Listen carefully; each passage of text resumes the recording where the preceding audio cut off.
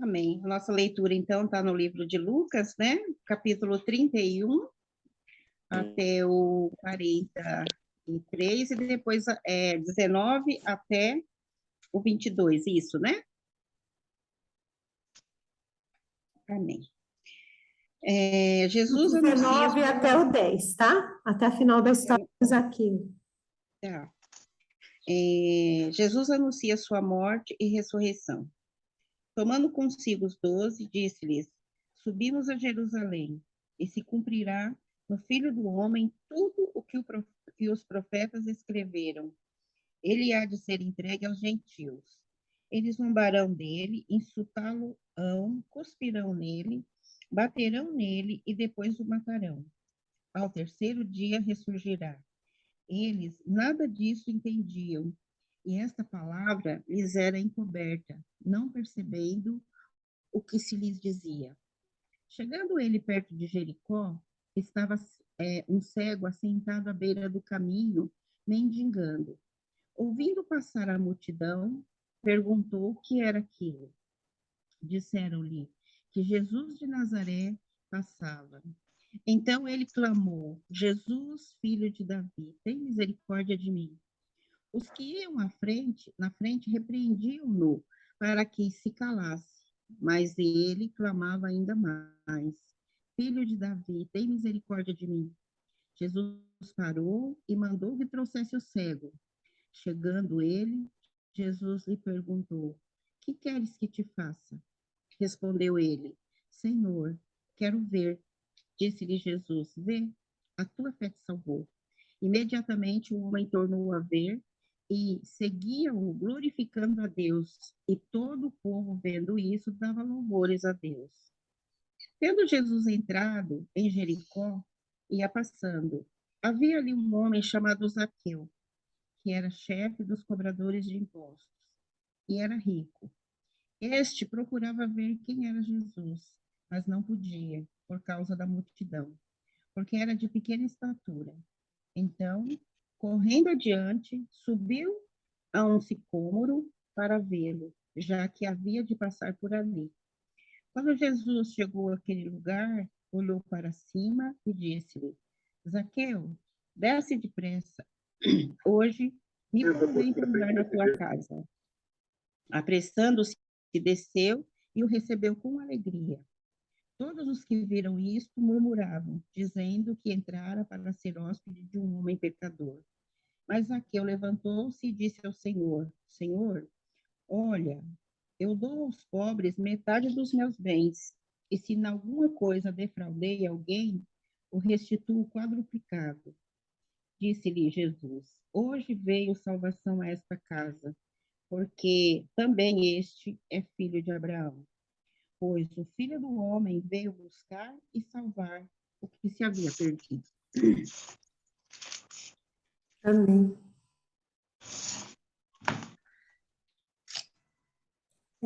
Esse texto começa a indicar a caminhada de Jesus com mais afinco para Jerusalém. Esse trajeto até Jerusalém é o trajeto que ele vai ensinando, ele já estava vindo, né? Ele já estava vindo da região da Galileia, em direção a Jerusalém, mas aqui parece que, nesse momento, ele fala, olha, agora é a hora de eu chegar, o momento, agora chegou o momento de eu vir para aquilo para eu vir, eu cumpri aquilo que eu vim. Que chamou a atenção de vocês nessa fala de Jesus, né? O que vocês perceberam em relação a Jesus, da fala dele, o que ele estava sentindo aí, pelo que a gente percebe nesse texto, e qual que era o propósito dele contar isso para os apóstolos?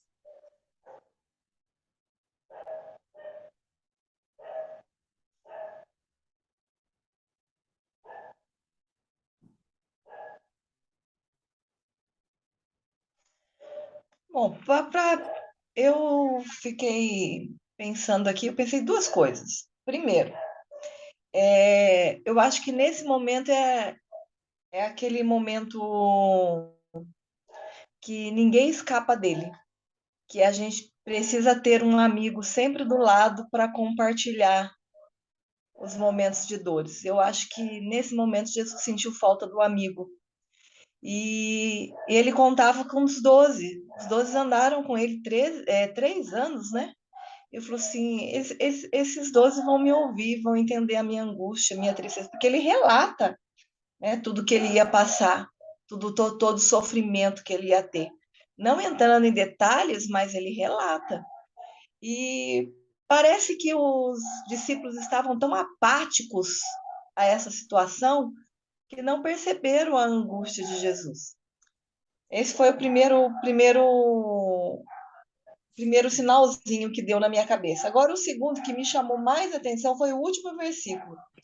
Depois que ele falou tudo, os discípulos não entenderam o significado daquelas palavras e tudo que estava em oculto, né? E eu me coloquei nessa posição. Foi quantas vezes o Senhor fala com a gente e a gente não consegue entender o que Deus está falando, a gente não consegue entender o que Jesus está falando e aquilo que está oculto. E por outro lado, aqui ele estava falando da morte e ressurreição, são promessas, né? Promessa de vida eterna. Morte e ressurreição é promessa de vida eterna, é promessa de vida nova, é promessa de alegria. E, e eles não entenderam isso, que entre essa tristeza e todo esse sofrimento havia uma promessa de alegria. E quantas vezes aquele gente quer enfiar na cabeça do outro também, né? A promessa de vida, a promessa de alegria, a promessa. Mas não adianta, se tiver em oculto, o Espírito Santo não revelar, não falar, a outra pessoa, o outro, vai continuar apático, porque essa função não é nossa. Se nem os discípulos que andaram com Jesus 3 anos conseguiram entender, eu acho que houve um momento da virada de chave para cada um deles. Houve um momento. E é assim também na nossa vida, na vida dos nossos, na vida daquele que a gente conhece. Há um momento da virada da chave. Não é a gente que faz, gente. Aqui nesse 3 versículos só, eu assim, aquilo que eu ouvi e sabia a vida inteira, eu tive mais uma vez a confirmação. Não somos nós que fazemos. Quem faz é o Espírito Santo. Agora, o que a gente tem que buscar é não se tornar apático às boas novas do Evangelho. Aquilo que Jesus faz para a gente. Amém. É interessante isso que você falou, né? Duas coisas muito interessantes que você falou. A buscar por um amigo, né? Quantas vezes a gente conta, às vezes, da nossa dificuldade e às vezes ouve, né, o outro contando da dificuldade, parece que não é tão pesada a carga do outro, né? Porque ela não é nas nossas costas, né?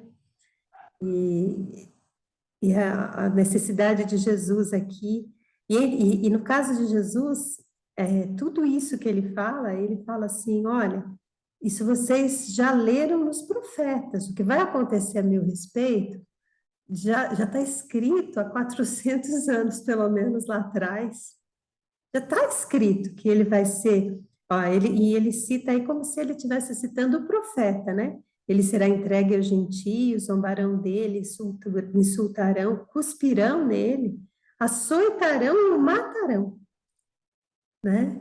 E eu fico pensando, o que eles não entenderam, né? Que já está escrito, já estava escrito isso lá. Se a gente tivesse no lugar deles lá, o que nos faria não entender se a gente já tinha visto que ia ser assim, já tinha lido que ia ser assim? Eles estudavam bem o profeta Isaías, né, que cita isso, e aí eles não entenderam, né? Essa dificuldade de encontrar alguém que ouça a gente, que entenda a gente, que não minimize o problema, né? Não, não vai ser assim, não. Isso vai passar, né? Isso não sei o quê. Não que as pessoas tenham que aumentar o problema, não é isso, mas de compreender a dor do outro, né? A dor da missão do outro, né? E essa outra coisa que você disse aí, né, Cícera, da questão do significado das palavras que só o Espírito Santo revela, quantas vezes Jesus também disse para a gente, né? Você está preocupada com o quê? Fica tranquila, eu tenho promessa, né? E a gente continua ali preocupado, né? Mais alguma coisa dessa primeira parte, dessa caminhada para Jerusalém? Tem uma música quando eu era criança que cantava assim: caminhando eu vou para Canaã, né? Não tem uma música assim? E essa caminhada até Jerusalém não é uma caminhada alegre, né? A gente está indo para a gente está numa caminhada, né? De missão, né? Então tem as dificuldades do caminho aí, né? Eu acho que tudo que vem agora depois desse trecho do 18 é muito significativo dentro do reino, né? Mais alguém gostaria de falar aí sobre essa caminhada? Cida, liga o microfone. Obrigada.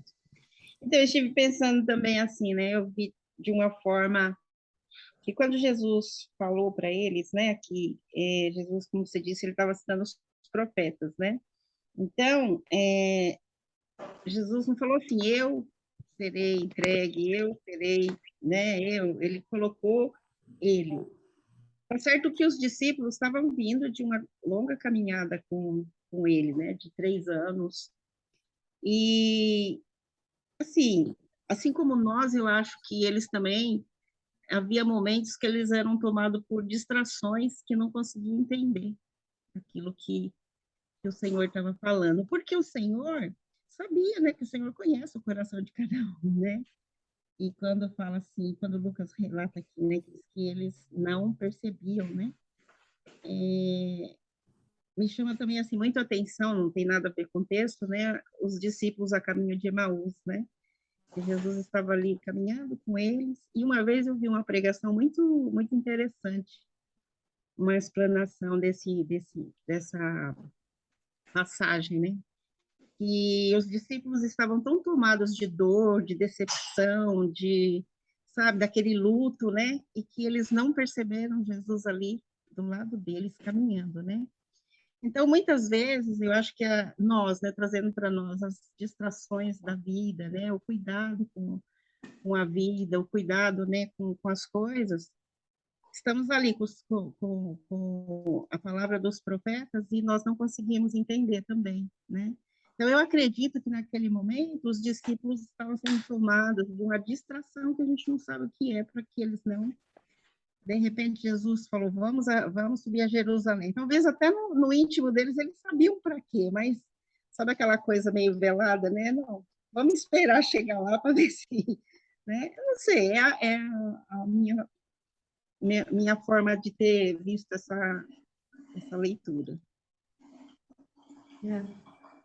Isso aí. Bom, aí nessa caminhada, a primeira história que vem é a do cego de Jericó.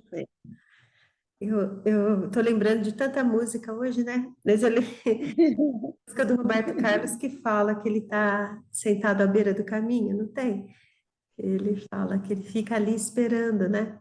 E o que que a gente faz com esse cego aí, gente? Essa história desse cego tem tanta lição. O que que vocês já ouviram de lição dessa história desse cego, né?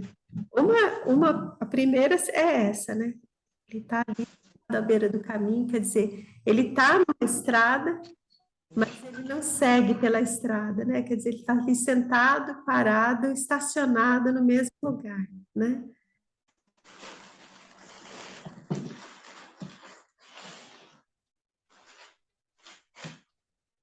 O que mais que vocês veem dessa história do cego?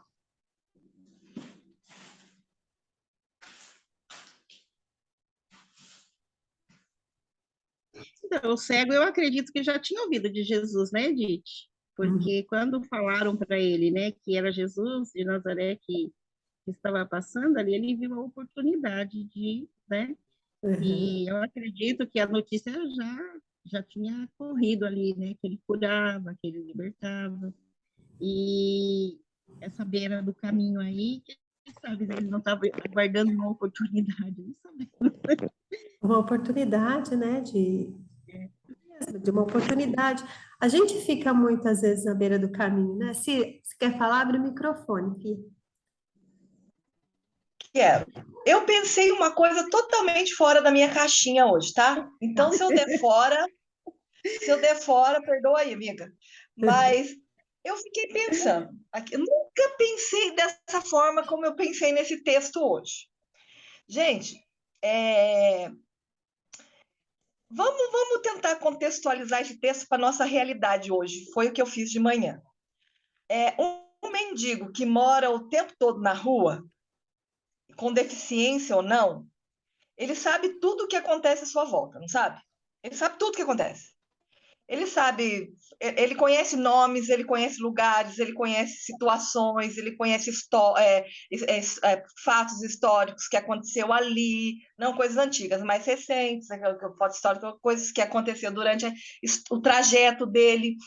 E esse homem aqui era um homem que estava ali vivendo um dia de cada vez, talvez com certeza sem perspectiva nenhuma, porque um mendigo não tem perspectiva nenhuma, nada do que se me derem alguma coisa, tudo bem, se não me derem, amanhã eu vejo o que acontece. E esse mendigo, para mim, essa foi a história da minha cabeça. E como um bom mendigo sabe de tudo, também chegou a história que Jesus estava passando por ali. Ele falou, já ouvi falar. Se eu tiver algum benefício, tudo bem. Se eu não tiver, também estou no lucro, porque eu estou aqui mesmo, né? Então, eu fiquei imaginando assim, como às vezes a gente não tem a capacidade de imaginar ou de sondar de verdade aquilo que está dentro do coração do homem. A gente a gente sabe disso, mas a gente ainda continua insistindo em querer fazer e achar que tem a capacidade. Mais uma vez, para mim, o texto bate nessa mesma tecla. Aquele homem, talvez, ele nem conhecesse quem fosse Jesus. Talvez, não estou dizendo que ele conhecia. Ele ouviu falar e ele começou a gritar porque foram coisas que ele ouviu a vida toda. E, de repente, no momento, ele botou tudo isso para fora. No momento oportuno para ele, oportuno, porque mendigo é oportunista. Vocês sabem como mendigo é oportunista. E ele foi oportunista. Jesus estava passando, foi, eu vou aproveitar essa oportunidade e vou começar a gritar. Se eu vou gritar aquilo que ele não mentiu, porque ele sabia da história. Jesus, filho de Davi, tem misericórdia de mim. O mendigo não precisa de misericórdia? Precisa. Se for cego, precisa mais ainda. Então, gente, ele usou o que ele tinha, o que ele sabia, o que ele podia e foi oportunista. E quantas vezes a gente tem tantas regras para se colocar diante de Jesus, né? Quantas vezes a gente tem tantas coisas para... tantos dedinhos... Não, tem hora que a gente precisa ser oportunista mesmo, tentar tirar proveito da situação. Se vier lucro, se não vier, amém também, porque amanhã, aí eu espero amanhã, vejo o que Jesus tem para mim amanhã. O que mais me impactou foi a cara de pau desse mendigo hoje, para traduzir para vocês hoje. A cara de pau desse mendigo. Ele foi um cara oportunista e que moveu o coração de Deus, porque Deus não anda segundo as nossas regras. Deus não anda segundo as nossas... ele foi sincero. Deus olha... Talvez se eu olhasse, cara, é aproveitador, sabe que Jesus pode dar? Olha o fariseu aqui falando, né? Sabe que Jesus pode dar? Tá querendo tirar proveito. Jesus não tá nem aí. Jesus olhou e falou assim, olha, eu faço o que eu quero, conforme eu quero, na hora que eu quero. A intenção do coração dele, eu dou se eu quiser. Quem garante, né? Depois, claro que aqui a gente relata que ele... eu acho que tem um outro... Não, não, é aqui mesmo. Ele gritava mais alto, filho de Davi, então parou e ordenou que trouxesse o homem. O que queres que eu lhe faça? E Jesus respondeu, receba a visão, a tua fé curou. No mesmo instante, o homem passou a enxergar e seguia Jesus. Quer dizer, a consequência de seguir Jesus foi depois do fato, não foi antes. foi uma coisa que chamou a minha atenção, porque muitas vezes a gente quer que as outras pessoas, ou até eu quero fazer, eu vou seguir fazer, porque um dia Jesus vai fazer. Não, ele começou a fazer depois que Jesus fez, por gratidão. Eu acho que eu pensei meio fora da caixinha, tá? Então é isso aí. Só Mas pode... foi ótimo, porque talvez a lição desse cego é nesse desprendimento, né? Você falou que a gente fica presa nessas coisinhas que eu tenho que fazer, Jesus me dá, eu tenho que, né, eu tenho que ficar barganhando com ele, eu tenho que ser boazinha para receber a bênção. E esse cego não tinha nada para oferecer, né? Eu não tinha nada. Acho que não tem situação melhor do que essa, da gente não ter nada para oferecer, porque daí a gente fala por misericórdia. Porque quando a gente acha que chega diante de Deus com alguma coisa na mão, tem essa coragem desse cego, a gente não tem coragem de enfrentar o nosso medo, a gente não tem coragem de enfrentar os outros, porque mandaram ele calar a boca, né? Quieto. Ele enfrentou, ele gritou mais alto, porque eu falo, é ótimo, porque ele não tinha nada a perder. Às vezes a gente vai com as coisinhas na mão, não, mas se eu perder isso aqui, ó, aí eu não, né? Então é melhor eu ficar quietinha, porque pelo menos eu não perco a minha imagem, né? Melhor eu não contar esse problema lá e pedir clamar pela graça de Jesus, não, porque senão eu perco aqui a minha, né? Meu orgulho, sei lá, perco qualquer coisa, né? Muito bom isso. Eu gostei de ser pensado fora da caixinha. E outra coisa interessante, que eu acho muito interessante nessa história, que muitas vezes eu já me perguntei isso. Se hoje Jesus me perguntasse o que você quer que eu faça, se eu iria dizer com tanta prontidão como esse homem. Eu acho que a gente fica com uns probleminha tão idiota na nossa vida, que atrapalha tanto, que se Jesus chegar hoje para a gente falar, tá bom, o que você quer que eu faça? Eu acho que, às vezes, eu estou falando por mim, né? Eu acho que uma outra coisa talvez eu soubesse, mas eu não saberia como esse homem aqui pedir uma coisa para ele, eu quero receber a lição. Bom, eu sei o que eu quero, né? Esse mimimi nosso aí, cristão, esse mimimi cristão, ele faz a gente perder a noção do que realmente a gente quer. Né? O que realmente a gente quer. E engraçado que para ele a visão era importante, mas se a gente for olhar bem, ele ia continuar sendo mendigo, né? Ele ia continuar sendo pobre, ele ia continuar tendo que comer, ele ia continuar morando na rua, ele ia continuar sendo aquele cara.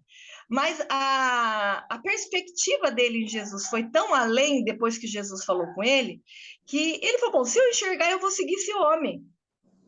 Eu passo a ter um propósito, porque sem visão eu não tenho propósito, né? Eu acho que o interessante, porque de verdade, gente, quem foi cego a vida toda, eu não sei se esse aqui era de nascença, né? De nascença? Não, o texto não fala, né? Ele não fala, só mendigo cego. Não fala. Não fala. Então, o que acontece?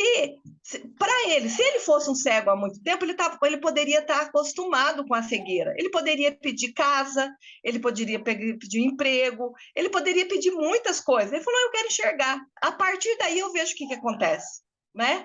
Aquilo que a gente priorizar. O problema, eu acho que a gente não prioriza aquilo que é de verdade importante para a gente em determinada situação. E de verdade, eu já me peguei isso, em situação que se Jesus perguntasse para mim o que eu queria, eu tenho uma lista tão grande que eu não sei identificar o que eu quero. Que eu quero tanta coisa que eu não consigo identificar. Se eu fizer isso hoje, talvez pedir isso hoje, talvez amanhã esse pedido passe por tão banal, tão sem sentido. E eu achei isso super interessante, porque ele poderia ter pedido outras coisas, ele estava acostumado com a cegueira.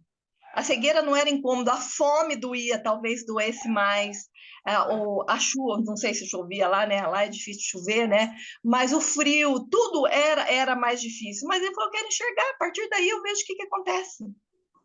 Né? Às vezes é uma coisa tão simples, a gente pedir para Jesus, eu só quero enxergar, Jesus, a partir daí eu vejo o que acontece. Você já viu, às vezes, a gente vê uma reportagem E aí chega para uma pessoa bem simples e pergunta: o que que a senhora está precisando? Ah, não tenho nada. A pessoa fala muito do que ela não tem, né? Eu precisava de uma casa, eu precisava de um emprego, eu precisava disso, eu precisava daquilo, eu preciso, né? Essa falta de prioridade mesmo, né, do que realmente eu preciso para mudar a minha circunstância de vida, né? O que Jesus hoje precisaria fazer para a gente ficar, então, em paz? Né? O que Jesus precisaria fazer que ele ainda não fez para a gente sair como ele, louvando a Deus, seguindo ele, louvando a Deus? E as outras pessoas, olha que interessante o final do texto, e todos que presenciaram isso também louvaram a Deus. O que a gente precisa que Jesus ainda faça para a gente seguir a Jesus, louvando a Deus e fazendo com que as outras pessoas louvem a Deus?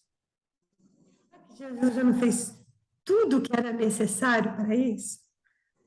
Tem mais alguma coisa? Ah, porque agora falta emprego. Ah, porque agora falta não sei o quê. Ah, porque agora falta o meu filho fazendo não sei o quê. Ah, porque agora falta, né? É interessante a lição desse cego aí. Bom, e Zaqueu, gente, a última história aí é de Zaqueu. Esse também é uma história riquíssima. Você ia falar alguma coisa, Cida? Eu? É? Eu? É, você, Cida. Não, eu tô só Então, observando aqui. tá bom. Bom, e aí a história de Zaqueu.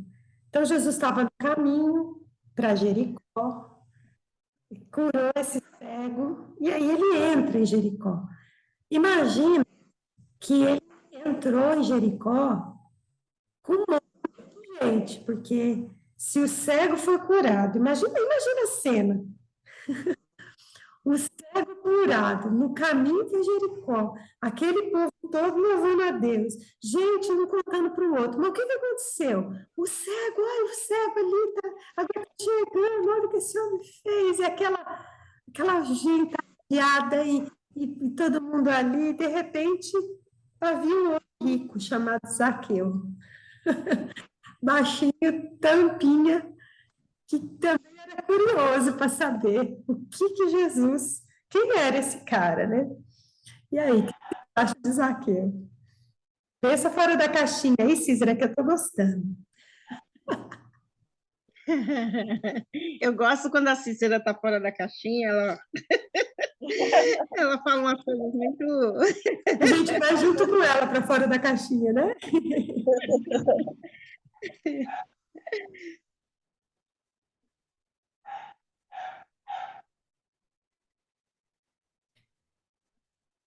Eu acho engraçado de detalhes, né? Ó, ele era rico, dá o nome, você vê, o cego não tem nome, né, gente? O cego mendigo não tem nome, mas Zaqueu tem nome, né? Ele era chefe dos cobradores de impostos, ele não era só um publicano, ele era chefe dos publicanos, né? Quer dizer, era o mais, né? Tentava ver Jesus, mas era baixinho demais. Aí diz que ele subiu numa figueira brava. Na minha tradução aqui fala numa figueira brava. Até o nome da árvore, o tipo da árvore está aí escrito, né? O que vocês acham desses detalhes todos até que Zaqueu consegue se posicionar de uma maneira que ele ia ver Jesus passar pelo caminho? O que diz esse monte de detalhe aí no texto?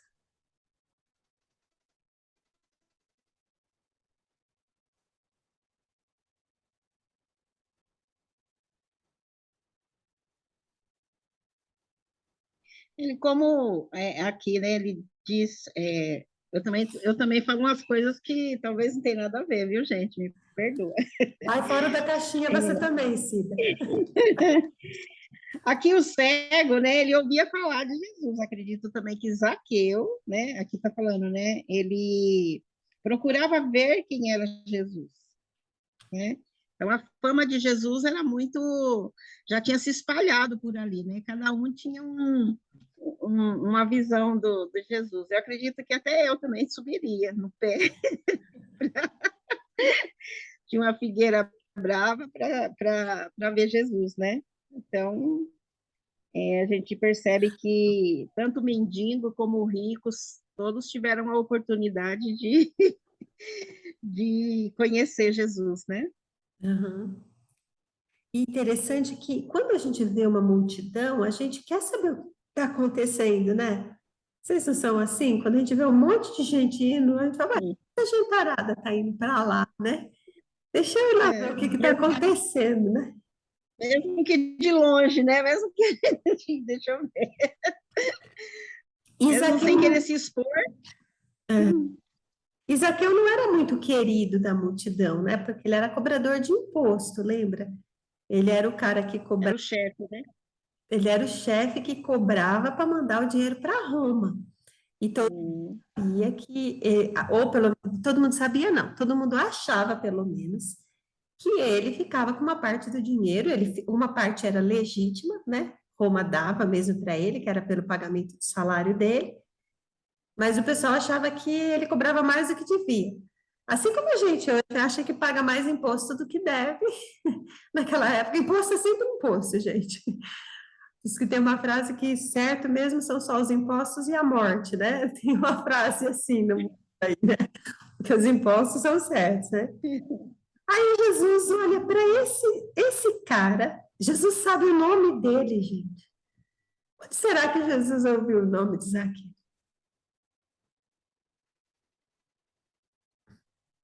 A Adriana está falando aqui que Jesus, o cego chamou Jesus. No caso de Zaqueu, foi Jesus que chamou Zaqueu. Olha que interessante essa colocação aqui. Deixa eu abrir aqui o chat. Não, foi a Heloísa, desculpa, que disse, não foi a Adriana, não. Foi a Heloísa que disse, lá o cego chamou Jesus, e aqui Zaqueu é chamado por Jesus, né? Você sabe que tem uma passagem de Samuel, quando Samuel, eles proclamam lá Saul como rei, e Samuel fica muito triste, né? Fala, olha, Deus, eles se rejeitaram a mim, né? O líder, né? E Deus falou, não, não foi você que eles se rejeitaram, foi a mim que eles se rejeitaram, né?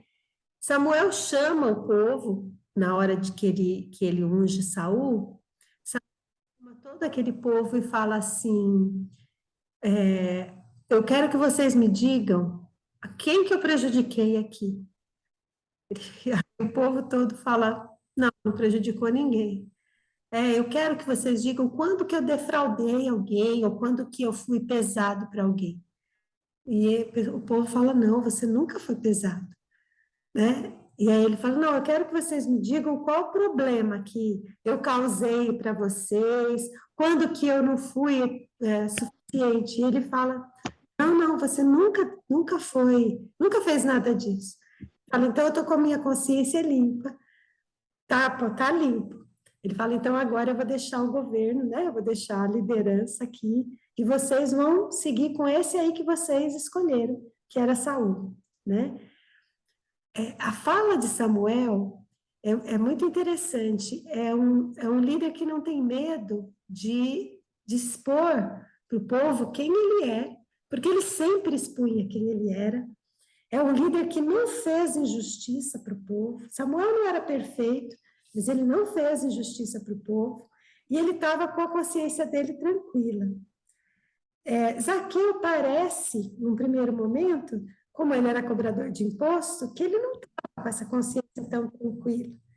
Mas na hora que Jesus chama ele, na hora que Jesus valoriza ele, na hora que Jesus vai comer na casa dele, o coração dele se abre e ele se expõe. Olha, quem que eu defraudei? Talvez seja guardada as devidas proporções, a mesma fala de Samuel. Quem que eu defraudei? Porque quem eu defraudei, eu vou pagar 4 vezes mais. Não é que tinha uma lista ali, não tinha uma fila ali de gente falando, olha, você me defraudou, eu quero 4 vezes mais. Não, eu sempre enxerguei esse texto achando que Zaqueu era um corrupto que se converteu. Mas, no fundo, a imagem que as pessoas tinham de Zaqueu era muito pior do que, de fato, que Zaqueu era. Porque ele teve muita coragem de dizer, eu vou dar metade do que eu tenho, eu vou dar para os pobres. E quem eu defraudei, eu pago 4 vezes mais. Você vê que o rico lá do texto da semana passada, ele era tão certinho, ele era tão perfeitinho, mas ele não tinha coragem de dar nem metade. Ele podia ter dito para Jesus, olha, eu não vou dar tudo, mas eu posso dar metade para os pobres? Já resolve? Mas ele não tinha essa coragem. Zaqueu, Jesus não precisou nem falar nada. Ele mesmo já falou, a metade eu vou dar para os pobres, o resto eu vou guardar, porque se eu defraudei alguém, eu já quero pagar. É interessante, né, como a gente tem uma imagem, às vezes, ruim de uma pessoa. Ah, é cobrador de imposto, então não presta. Ah, o outro que era bonzinho, todo certinho, então aquele presta, né? Então, eu achei interessante isso, essa mudança de paradigma na minha cabeça, porque na minha cabeça eu sempre tive que Zaqueu era um corrupto. E hoje eu estou vendo no texto com essa fala dele, que ele talvez nem fosse, talvez ele fosse só um cobrador de imposto mesmo, fazia o dele, né?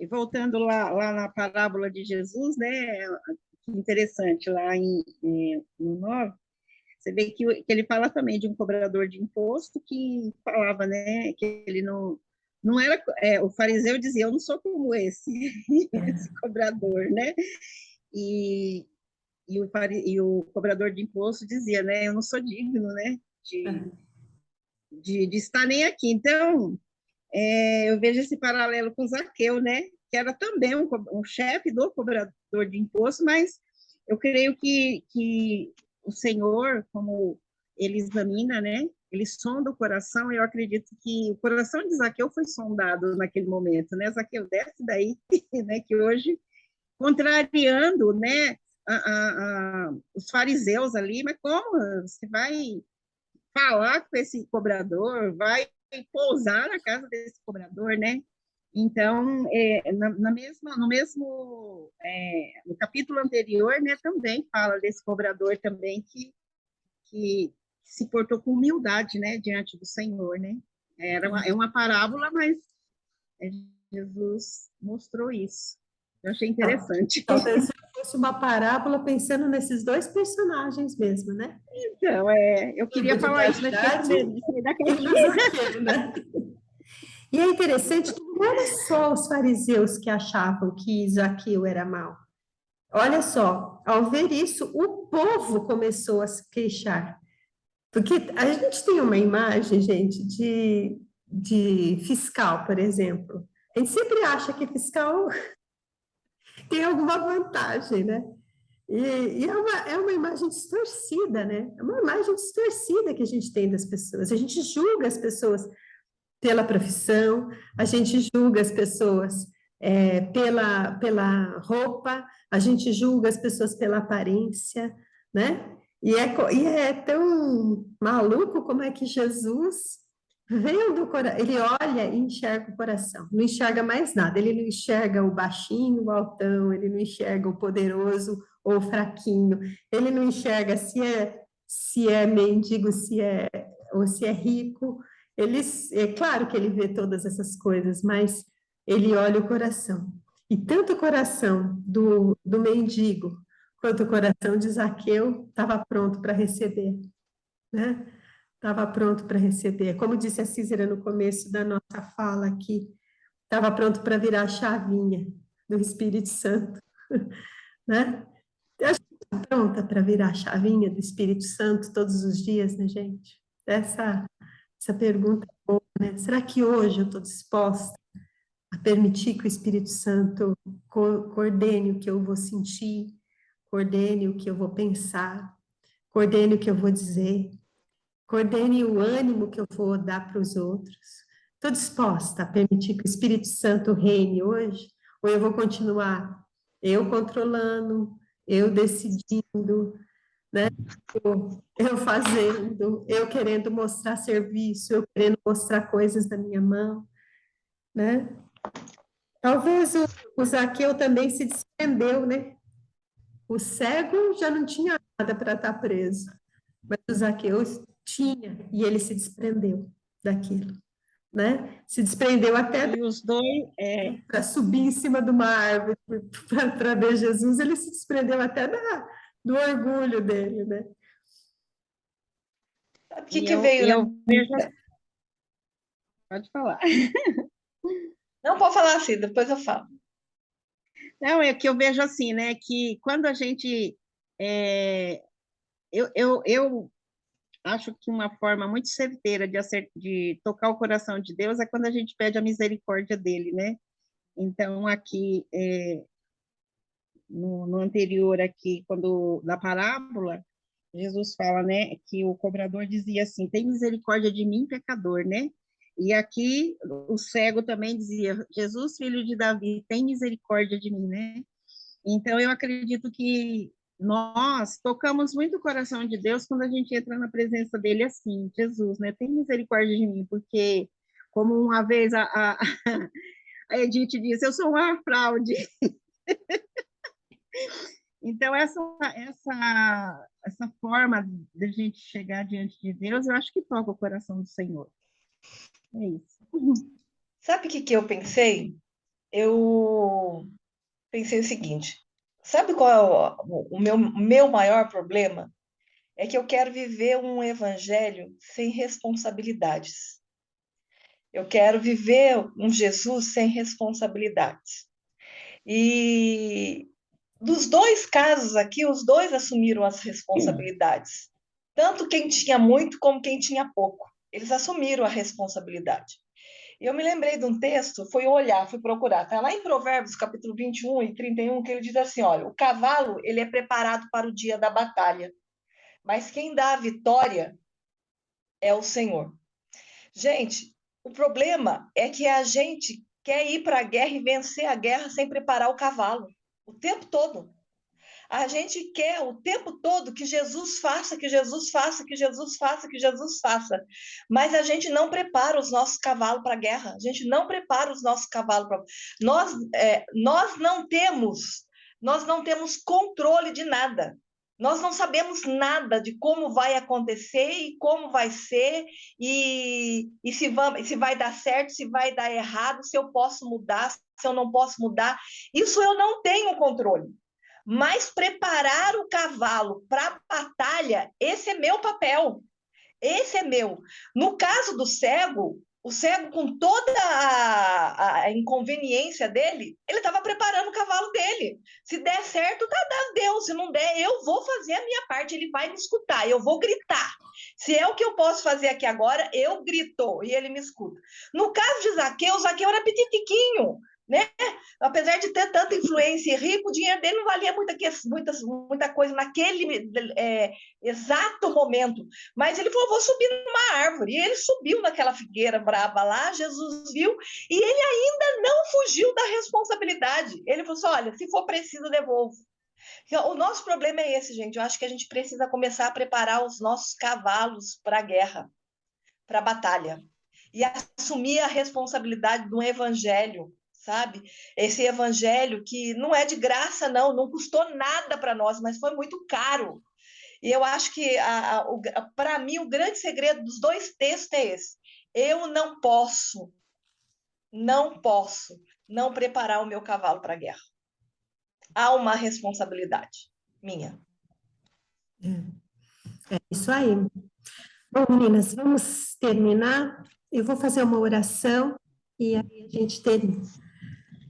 Jesus, que nós estejamos aqui e todos os dias da nossa vida, Senhor, diante de Ti, nos preparando para essa batalha, nos revestindo, Senhor Jesus, com a Sua palavra da verdade, que é a nossa espada, Senhor Jesus, nos protegendo, Senhor, com o capacete da salvação, Senhor Jesus, que é a Tua salvação que protege a nossa mente. Dá, Senhor Jesus, da couraça da verdade também, que a gente pare de acreditar em mentiras que a nossa mente mesmo cria, e que a gente passe a acreditar, Senhor Jesus, na verdade. Dá-nos a couraça da verdade. Dá-nos, Senhor Jesus, nos dias difíceis, quando a gente não estiver vendo, dá-nos o escudo da fé, Senhor, para que os dardos do inimigo que vem nos atacar não penetrem na nossa mente nem no nosso coração. E, principalmente, Senhor, enche o nosso coração de amor, para que a gente olhe, Jesus, através do Teu Santo Espírito, para as pessoas, com o mesmo amor que o Senhor olhou para o cego, com o mesmo amor que o Senhor olhou para Zaqueu, com o mesmo amor que o Senhor olha para nós hoje, Jesus. Que os nossos olhos, Senhor Jesus, se encham de amor pelo próximo, que a gente possa fazer aquilo que estiver na nossa mão, sem desejar, sem se preocupar, desprendidamente. Cuida do nosso dia hoje, Jesus. Em Teu nome nós oramos. Amém. Amém. Deus Tchau, abençoe menina.